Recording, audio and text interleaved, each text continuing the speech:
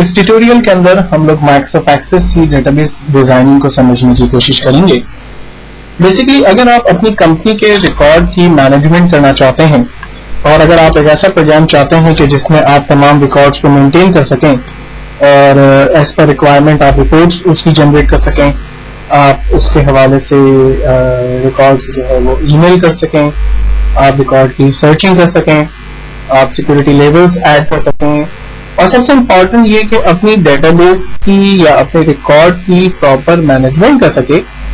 और ये सब काम आप बहुत ही कम कॉस्ट के अंदर, यानी जिसमें आपका पैसा बहुत ज्यादा खर्च ना हो और बहुत ज्यादा टाइम भी जिसमें खर्च ना हो, एक छोटी आसान और up to mark database design करना चाहते हैं तो मैं रिकमेंड करूंगा कि माइक्रोसॉफ्ट एक्सेस डेटाबेस पर आप काम जरूर करें, क्योंकि माइक्रोसॉफ्ट एक्सेस डेटाबेस को समझना और उस पर काम करना बहुत ही आसान है।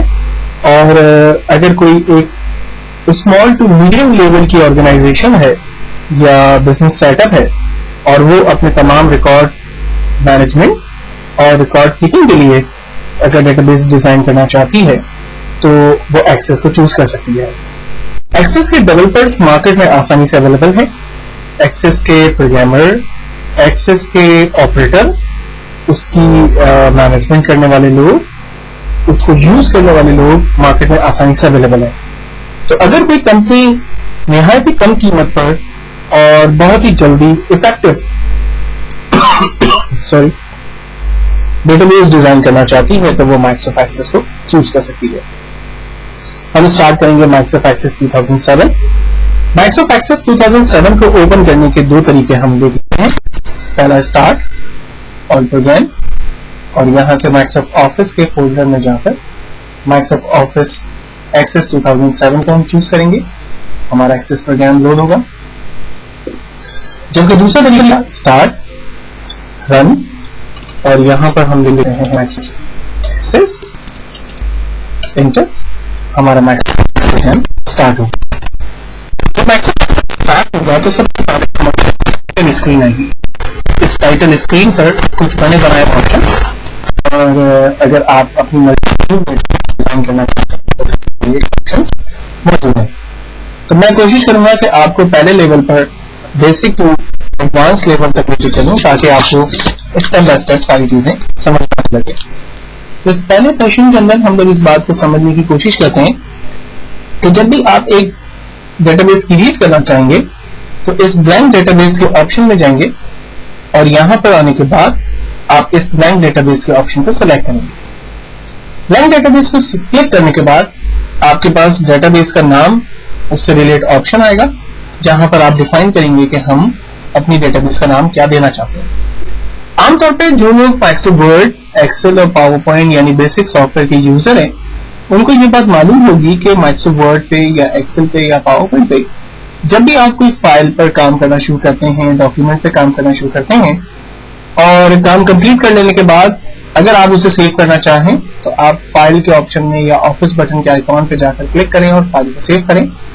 अदरवाइज अगर आप फाइल को क्लोज कर दें या आप एक न्यू फाइल कॉल कर लें तो आपके पास एक न्यू ब्लैंक डॉक्यूमेंट हासिल हो जाएगा। लेकिन किसी भी डेटाबेस पे जब आप काम करते हैं, चाहे वो माइक्रोसॉफ्ट एक्सेस की डेटाबेस हो, चाहे वो विजुअल बेसिक .NET हो, चाहे वो ASP.NET हो, चाहे वो SQL हो, आप किसी भी लेवल पे डेटाबेस पे काम करते हैं, हर एक डेटाबेस पे काम करने के लिए लाजमी है कि पहले डेटाबेस का नाम आप डिफाइन करें। तो यहाँ पर भी हमें इसी तरह से एक डेटाबेस क्रिएट करनी होगी जिसका नाम मैं यहाँ स्कूल दे देता हूँ। जिन लोगों ने मेरे एक्सेल के ट्यूटोरियल्स देखे हैं उनको एक्सेस की डेटाबेस को समझने में काफी आसानी होगी, क्योंकि एक्सेल के अंदर हमने जिस स्कूल की मार्कशीट के ऊपर काम किया था उसी तरह की एक डेटाबेस, एक मार्कशीट हम यहाँ पर भी क्रिएट करने की कोशिश करेंगे। तो सबसे पहले मैंने डेटाबेस का नाम स्कूल डिफाइन किया और यहाँ पर क्रिएट की कमांड का इस्तेमाल कर दिया। देन उसके बाद हमारे पास एक स्क्रीन आई जिस पर हमें फील्ड के नाम देने की बात करता है। तो इस वक्त हम इस विंडो को क्लोज करेंगे क्योंकि अभी हमें इस कमांड की नीड नहीं है और हम अपनी मर्जी के टेबल्स क्रिएट करने का तरीका सीखेंगे। टेबल्स को क्रिएट करने का मतलब क्या है और टेबल्स बेसिकली हमारी क्या मदद करती हैं।